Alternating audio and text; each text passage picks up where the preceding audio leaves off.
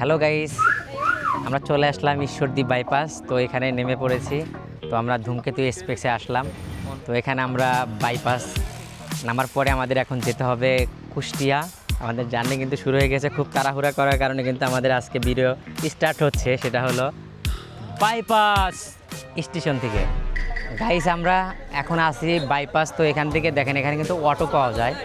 তো অটো আর সিএনজি মূলত পাওয়া যায়। এখান থেকে আমাদের রূপপুর যদি যাই তাহলে এখান থেকে ভাড়া লাগতেছে 40 টাকা পিস। তো গাইস, আমরা আজকে কিন্তু ফ্রি ট্রাভেলের জন্য চলে আসছি আমাদের কুষ্টিয়াতে। তো এখান থেকে আমরা ফ্রিতে ট্রাভেল করে আমরা দেখি কতটুকু ঘোরা যায়, সেটাই কিন্তু আমাদের একটা ভিডিও। তো এখানে একটা ভাই আছে, ভাই অটো চালায়। ভাই, আপনার নাম কি? আমার নাম আবুল কাশেম। তো ভাই কাশেম ভাই, যদি আমাদের ফ্রিতে নেন তাহলে আপনি কি চলবে? হ্যাঁ, কেন চলবে না ভাই? কি থিঙ্কিং থেকে মনে হলো যে আপনি ফ্রিতে নিলেন? আমরা ভাই প্রতিদিনই ভাড়া মারি, একদিন ভাড়া না পেলে আমাদের কোনো সমস্যা না ভাই।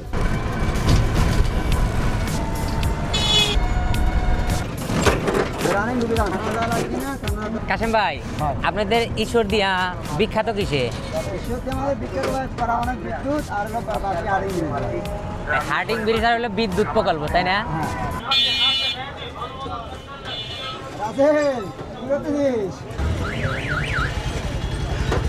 রাশিয়ানরা থাকে তো এই জন্য এত উন্নত করছে। গাইস দেখেন, এখানে কিন্তু অনেক অতিথি পাখি দেখতেছে। এই পাখিটার নাম কি ভাই? গাইস, কাশেম ভাই বলতেছে এটা একটা বক। এটা কি বাইরের দেশের বক, তাই না? আমাদের বাংলাদেশেরই হয়। বাংলাদেশেরই। বকগুলি অনেক লম্বা হয় এবং অনেক বড় হয়।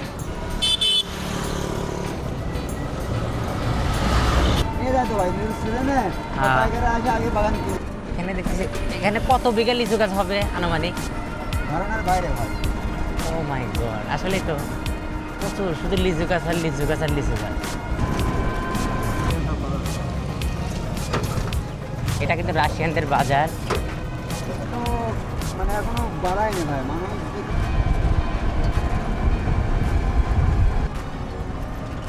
হাজার হাজার কোটি কোটি মানুষ এখানে চাকরি করে গায়েস। তো দেখতে পাচ্ছেন, ভিডিও কিন্তু আমরা পুরোপুরি দিব ইনশাল্লাহ।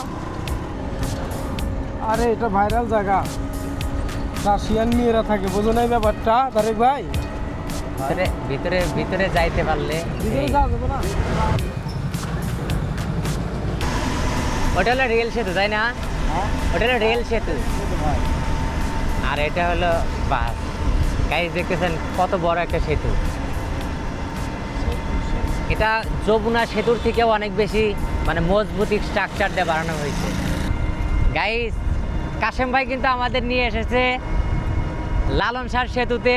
তো এখন আমরা একটু নামবো, নামার পরে হালকা একটু ভিডিও করব, কথা বলবো, তারপরে কিন্তু আবার ওপার চলে যাব। তো গাইস, জায়গাটা কিন্তু অনেক সুন্দর।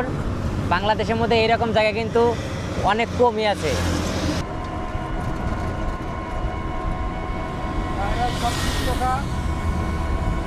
দেখেন অনেকে ভিডিও বানাচ্ছে।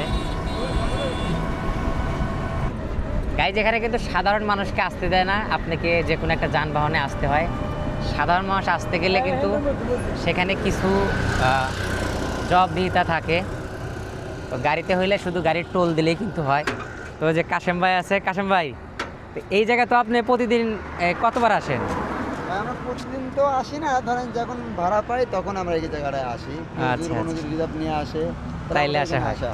তবে আমরা এখানে আসি না। এটা হলো পদ্মা নদী, তাই না? জি, এটা পদ্মা নদী। গাইস, এটাই কিন্তু পদ্মা নদী, খুবই খরস্রোতা একটা নদী। দেখেন প্রচুর পানির কিন্তু স্রোত। কষ্ট তো খুঁজে পাবো না। দেখেন ওইখানে একটা বিদ্যুতের খুঁটি কিন্তু আছে, অনেক ব্যয় করে বানানো হয়েছে মেবি। এই সেতুটা কিন্তু তৈরি হয়েছে কত সালে ভাই? এটা প্রায় 20 বছরের কাছাকাছি হয়ে যাচ্ছে। এই সেতুটা, 100-র উপর। ওইটা কিন্তু প্রায় 100 বছর পূরণ হয়ে গেছে ওই রেল সেতুটা। করা হয়েছিল। আর এই সেতুটার বয়স প্রায় 20 বছরের কাছাকাছি হয়ে গেছে। এটা কিন্তু আমাদের ঈশ্বরদী পাবনার মধ্যে অনেক বড় একটা সেতু। তো এই সেতুর নির্মাণ ব্যয় কিন্তু অনেক। আর এখানে যেটা না বললে না, সেটা হলো পারমাণবিক বিদ্যুৎ কেন্দ্র। এটাই হলো রূপপুর, কিন্তু এটাকেই রূপপুর ঈশ্বরদীকে অনেক বেশি মডিফাই করেছে, যেটা আসলে না বললেই নয়। এখান থেকে কিন্তু বাংলাদেশের ম্যাক্সিমাম বিদ্যুৎ কিন্তু একসময় উৎপাদন হবে। আর এই পারমাণবিক বিদ্যুৎটাই কিন্তু আমাদের দেশের উন্নয়নের একটা চাবিকাঠি হতে যাচ্ছে সামনে।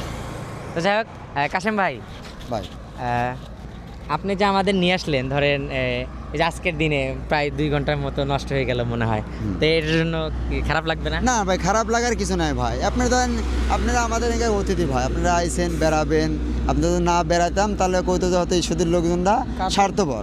কাশেম ভাইয়ের মন ভালো। হ্যাঁ, টেকা ছাড়া অন্য কিছু না। আপনি এখানে নামাজ দিয়ে আমি 2 ঘন্টা কী হবে, যেখানে আমি 2 ঘন্টা ভাড়া বাদ বসতাম সেই 2 ঘন্টা আপনাদের সময় দিলাম। এখন জায়গায় আমি আবার নিজের স্থানে জায়গায় তখন আমি আর কর্মস্থলে যোগ দেবো ভাই। বলে না তো গাইস, আপনারা হয়তো অনেকে ভাবেন যে আমরা কিসের জন্য বের হব, হয়তো বাইরে বের হইলে আমরা চলতে পারবো না।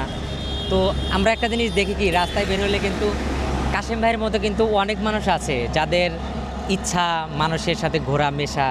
আসলে পৃথিবীটা তো এত মানে ক্ষণস্থায়ী একটা সময় যেখানে কিন্তু মানুষের মানবতা এবং ভালোবাসাতেই আসলে মানুষ বেঁচে থাকে, এবং মানুষ যে ইনকাম করে সেটাও কিন্তু একটা ভালোবাসার জন্যই। মানুষের বেঁচে থাকার মূল উদ্দেশ্য হলো ইনকাম। যে কিছু একটা তৈরি করা। আপনি দেশে, আপনি মরে যাওয়ার পরে যেন আপনাকে মানুষ স্মরণ করে। কেন স্মরণ করবে? আপনি আপনি দেশের জন্য কি করছেন? আচ্ছা ভাই, আপনার জীবনে কি করার ইচ্ছা ছিল আর কি হয়েছে? ইচ্ছে ছিল ডাইভিং করার। ড্রাইভিং। ডাইভিং করার ইচ্ছে ছিল, অনেকদিন করছি। একটা রোড অ্যাক্সিডেন্টের কারণে একটা হেল্পারকে মারে ফেলাইছিলাম আমি, যার কারণে কি যে বাচ্চা নিষেধ হয়ে গেছে যে তোকে চাকরি করতে হবে না, তুই এসে অন্য কাজ কর। দেখলাম যে ঈশ্বরের যে পরিবেশ, বর্তমান দেশের যে পরিবেশটা, অন্য কোনো কর্ম নাই ভাই। এই জন্য বাধ্যতামূলক রিক্সা হ্যান্ডেল ধরছি। এখানে এখন রিক্সা নিয়ে ধরেন যে যতদিন বাস থাকবে এই রিক্সাটা চালাবো ভাই, অন্য কোনো করার ইচ্ছা আর নাই। আপনার কি ড্রাইভিং লাইসেন্স ছিল? ড্রাইভিং লাইসেন্স ছিল বিদায় ছিল, হারাই গেছে অ্যাক্সিডেন্টের পরে, আর খুঁজে পাইনি, আর চাইনি পরবর্তীতে জিনিসটা জায়গা আমি রেনু করি। ইচ্ছা না, ইচ্ছা হারা গেছে ভাই। যাক, আপনি এখন যে এই যে অটোটা চালাচ্ছেন, তো এইটাতে মানে কেমন লাগে? মানে ভাই এটাতে অনেক ভালো লাগে ভাই। প্রতিদিন কত টাকা করে ইনকাম প্রতিদিন হয়? ধরেন যে জমা দিয়েও 800-900 নিতে পারি বাসায়। এটা আপনার নিজস্ব না? না, জমা গাড়ি। গাইস, এই কাশেম ভাইয়ের কিন্তু এখন নিজস্ব একটা গাড়িও নাই।